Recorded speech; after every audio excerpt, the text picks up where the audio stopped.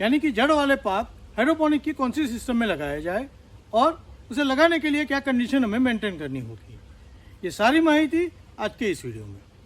Hello दोस्तों, आप सबका फिर से एक बार स्वागत है मेरे channel organic and hydroponic urban grow पर। दोस्तों, हाइड्रोपोनिक सिस्टम वैसे तो पत्तेदार सब्जियों के लिए सबसे अच्छी होती है, पर यदि हमें उसमें ट्यूबर यानी कि जड़ वाले क्रॉप उगाने हैं तो हमें उसमें सॉइललेस सिस्टम या मीडिया बेस्ड सिस्टम का यूज़ करना पड़ेगा। मीडिया का सिलेक्शन भी इस तरह करना पड़ेगा कि क्रॉप किस तरह का है। तो आज के इस वीडियो में मैं आपको यही सारी जानकारी डिटेल में बताने वाला हूँ। तो पूरी जानकारी पाने के लिए जुड़े रहिएगा वीडियो अंत तक। आइए शुरू करते हैं इस वीडियो को।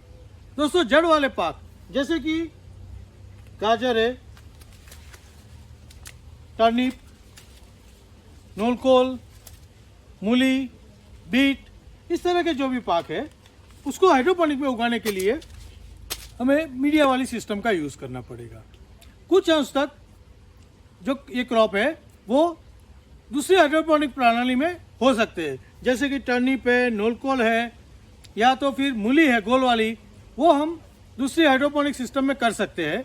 पर जिसमें कंद का विकास पूरे के पूरा मिट्टी के अंदर होता है या ज़मीन के अंदर होता है, उसको हमें हाइड्रोपोनिक की इसी तरह की मीडिया बकेट सिस्टम में करना चाहिए। मीडिया के लिए सबसे अच्छी चीज़ होगी हमारे लिए कोकोपीट। कोकोपीट के अलावा हम कभी कभी क्लेबोल का भी यूज़ कर सकते हैं, पर क्लेबोल में जब यूज़ करते हैं तो हमारा जो कंद है वो टेढ़े मेढ़ा बनता है, उससे हमें दिखने में अच्छा नहीं लगता है। इसलिए ज़्यादा अच्छा होगा कि हम इसको कोकोपीट या कोकोपीट के साथ हम थोड़ा सा वर्मिक्यूलाइट और परलाइट मिला के इसको करें तो रिजल्ट हमें बहुत अच्छे मिलेंगे। इसके लिए अभी बात करते हैं साइज़ की। जैसे कि हमें गोल मूली उगानी है या नोलकोल उगाना है या तो हमें टर्निप उगाना है, तो हमें 5 से 6 इंच डीप वाला ग्रो बेड या ग्रो बैग्स काफ़ी है। पर यदि हमें उसमें उगाना है लंबी वाली मूली या उगाना है गाजर, तो हमें बेड का साइज़ कम से कम 8 से 10 इंच रखना चाहिए ताकि ये इसका कंद का पूरा विकास कर पाए। तो ये हो गई इसके हाइट की बात।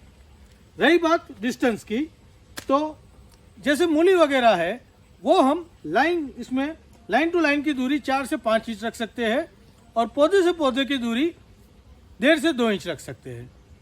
ये करने के लिए हमें क्या करना होगा, हर 4 से 5 इंच पर लाइन खुली करनी होगी, इसमें बीज को हल्के से अलग अलग फैला देना होगा और यदि कुछ ज़्यादा बीज है तो उसको हमें छानना होगा। तो इतनी सी केयर करके हम इसके बीज को लगा सकते हैं। तो अभी हम इसको लगाने की शुरुआत करते हैं। मैं आपको छोटा सा डेमो देता हूँ हमें किस तरह लगाना होगा। जैसे कि हमें इसमें मूली लगानी है, तो सबसे पहले तो हमें क्या करना पड़ेगा, मूली के कुछ बीज ले लेंगे हम। इसके बाद ये हमारी जो ट्रे है करीब 1.5 फुट की है, हम इसमें 4 लाइन बनाएंगे। इसे हल्की सी 4 लाइनें बना देंगे। ये 4 लाइन बनाने के बाद हमें क्या करना होगा, ये जो हमारे मूली के बीज हमने लिए हैं उसको हमें हर 1-1.5 इंच पर इसको इस तरह फैला देना है। हमें बीज की ऊंचाई करीब आधे से 1 सेंटीमीटर रखनी है, ज़्यादा नहीं रखनी है, क्योंकि मूली गाजर ये सब बीज है वो हल्का सा नमी मिलते ही अपने आप निकल आते हैं। तो बीज को बिल्कुल ही ज़्यादा अंदर नहीं रखना है, ज़्यादा अंदर रखा तो बीज को बाहर आने में तकलीफ होगी। तो इस तरह बीज को हम 1.5 से 2 इंच पर छोड़ देते हैं।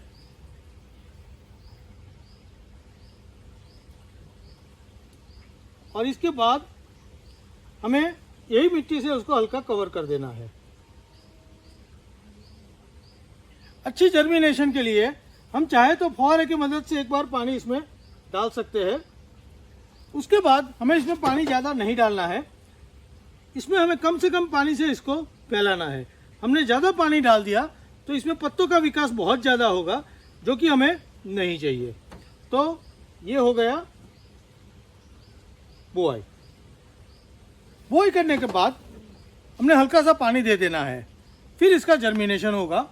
फिर इसमें हमें करीब 15 से 20 दिन किसी भी तरह का पानी नहीं देना है। याद रहे हमने पहले पानी दे दिया है। इससे क्या होगा कि इसका जो कंद बनने की प्रक्रिया है वो जल्दी शुरू हो जाएगी। और अभी बात आएगी न्यूट्रिशन की। तो न्यूट्रिशन में हम क्या करेंगे, इसको नाइट्रोजन वाली खाद हमें बिल्कुल ही कम देनी है। इसमें हम क्या करेंगे, फास्फोरस और पोटास का परसेंटेज करीब 20 से 25% जनरल फॉर्मूला से ऊपर रखेंगे। ऐसा करने से कंद के विकास में ज़्यादा तेजी आएगी और ऊपर पत्तों का विकास ज़्यादा नहीं होगा। इसलिए हमें छोटी सी जगह में अच्छे से अच्छा यील्ड भी मिल सकता है। तो दोस्तों, ये था सिंपल सा तरीका जिससे आप हाइड्रोपोनिक तरीके से कंदमूल वर्गीय पाक जैसे कि गाजर है, मूली है, बीट है, टर्निप है, ये सारी चीज़ें आप उगा सकते हैं। तो दोस्तों, आपको ये तरीका कैसा लगा मुझे कमेंट बॉक्स में लिखकर जरूर बताइएगा। और यदि आप भी घर पर ये ताज़ी कंदमूल वर्गीय सब्जियां उगा के खाना चाहते हैं तो इस तरह का ग्रो बैग या ग्रो बेड तैयार कर लीजिए।